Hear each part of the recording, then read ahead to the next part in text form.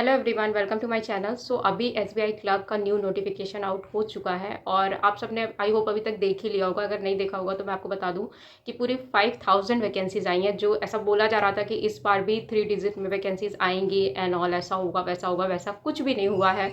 Vacancies पिछले साल से भी आधी से भी कम हो गई हैं। पिछले साल तो 14,000 थी, इस साल सिर्फ 5000 वैकेंसीज हैं।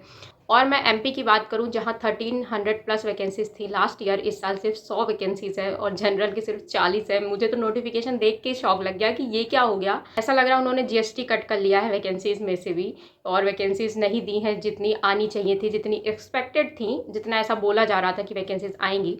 और जैसा मैंने अपने लास्ट वीडियो में भी बताया था आईबीपीएस क्लर्क में कि उसमें वैकेंसीज अच्छी होती है, बस उसका कट ऑफ बहुत हाई जाता है। और एसबीआई क्लर्क प्री का कट ऑफ मेनली थोड़ा सा कम जाता है, बहुत ही कम जाता है। अगर आप आईबीपीएस क्लर्क प्री से कंपेयर करोगे तो वो क्वालिफाई करना प्री थोड़ा सा आसान होता है।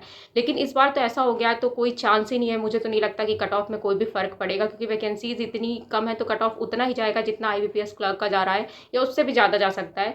हम सब इतना वेट कर रहे थे कि एसबीआई का नोटिफिकेशन फिर से आएगा, फिर से एक अच्छा चांस मिलेगा सिलेक्शन के लिए एंड ऑल। लास्ट ईयर जब इतनी अच्छी वैकेंसीज आई थी तब भी मेंस में बहुत कुछ हो गया और सिलेक्शन नहीं हो पाया। और इस साल भी वैकेंसी ऐसी आ गई कि मुझे तो लगता है कि नोटिफिकेशन देख के कि फॉर्म भरना भी वर्थ इट नहीं है। क्योंकि एमपी जैसे स्टेट में भी 100 वैकेंसीज हैं, छत्तीसगढ़ में भी 220 है, और एमपी का उससे बड़ा स्टेट है उसमें भी 100 वैकेंसीज हैं।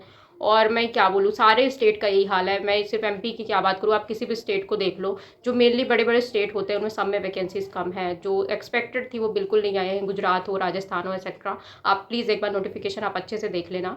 और अब ज़्यादा बोलने के लिए कुछ बचा नहीं है, क्योंकि सारी कहते हैं ना उम्मीदों पे पानी फिर गया कि जितना एक्सपेक्टेशन रखी थी वो तो पूरी टूट चुकी है।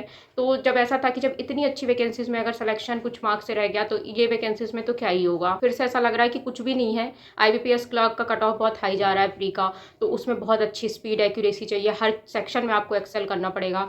और एसबीआई क्लर्क में जिसका कम जाता था उसमें वैकेंसी नहीं आई है, तो उसका भी कट ऑफ ऑटोमेटिकली बढ़ चुका है, तो वहाँ भी चांसेस बहुत कम हो गए। RRB clerk already 80 out of 80 cut off जाता है उसका प्री का, तो उसका लेवल ऑफ डिफिकल्टी भले कम होता है, लेकिन उसमें सेक्शनल टाइमिंग इंट्रोड्यूस हो गया, तो रीजनिंग जिसका स्ट्रॉन्ग था वो कम टाइम में होता था, तो उसका टाइमिंग ज़्यादा दे दिया। क्वांट जिसमें थोड़ा सा ज़्यादा टाइम लगता है उसका टाइम कम कर दिया, तो वहाँ पे भी लेकिन कट ऑफ पे लास्ट ईयर उस पर कुछ इंपैक्ट नहीं हुआ था, तो इस साल भी नहीं होगा। कट ऑफ जैसा जा रहा है वो भी जाएगा। तो ये क्लरिकल लेवल जो एग्ज़ाम है ना, इतने ज़्यादा टफ हो गए हैं कि अब अनएम्प्लॉयमेंट से ऐसा लगता है कि कब छुटकारा मिलेगा, कब जॉब लगेगी, कब क्या होगा।